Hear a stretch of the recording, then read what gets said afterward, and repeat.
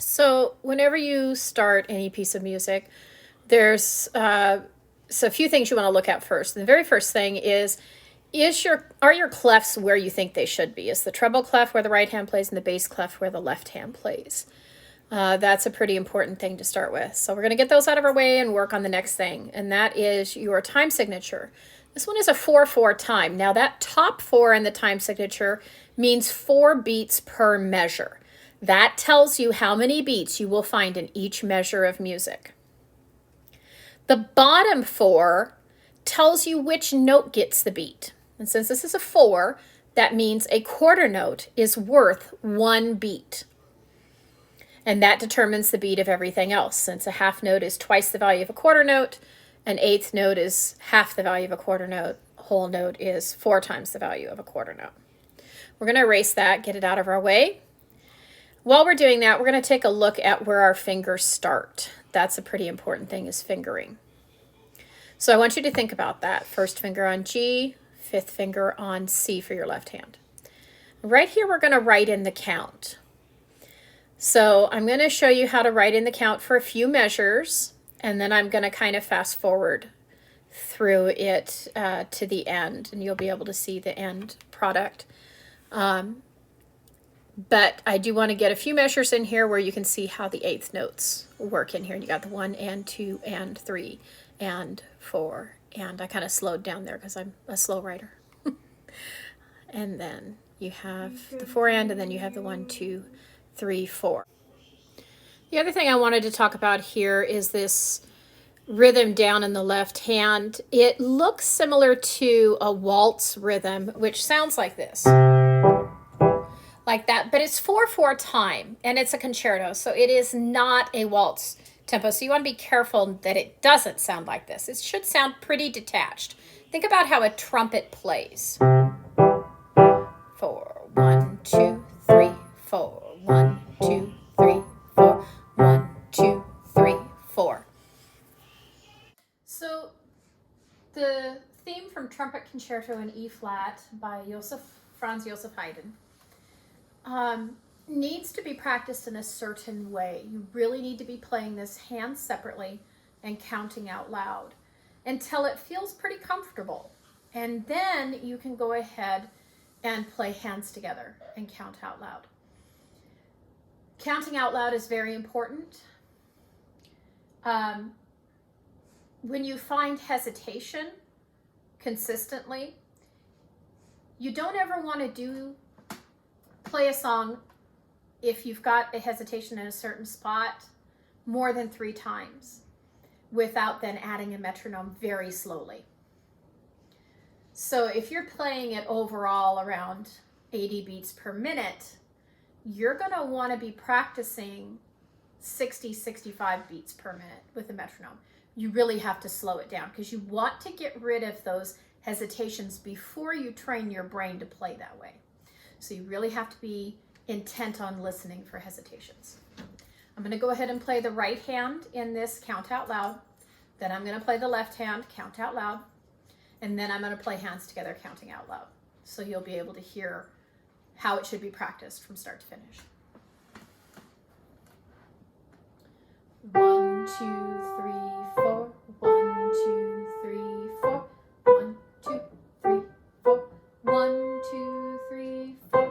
1, 2, 3, 4. 1, 2, 3, 4. 1 and 2 and 3 and 4 and 1, 2, 3, 4 and 1, 2, 3, 4. 1 and 2 and 3 and 4 and 1, 2, 3, 4. 1, 2, 3, 4. 1, 2, 3, 4. 1, 2, 3, 4. 1, 2, 3, 4. 1, 2, 3, 4. 1 and 2 and 3 and 4 and 1, 2, 3, 4. 1, 2, 3, 4. 1 and 2 and 3 and 4. 1 and 2 and 3 and 4 and 1, 2, 3, 4. I like to engage in what I call dynamic counting, which means my counting matches my voice while I'm counting matches what I want my music to sound like.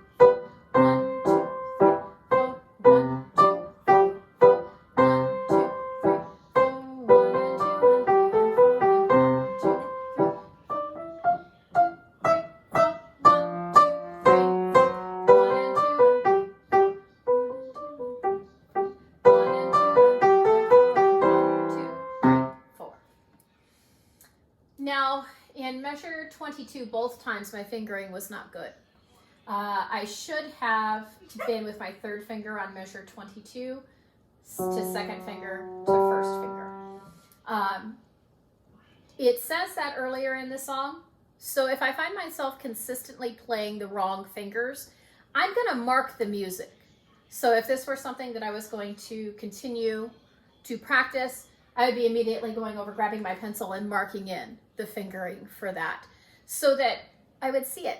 Anytime you notice a mistake while you're practicing, you don't want to make it a consistent mistake. So if you think it's something you're going to make a mistake on again, mark what you need to mark. Circle that measure. Always use pencil though, so that you can go back and make sure that you're not messing up in that measure consistently. The one thing you don't want to set yourself up for though is failure. So if circling the measure is going to make you go, oh no, that's where I mess up, don't circle the measure. Do write your fingering in though when you need it.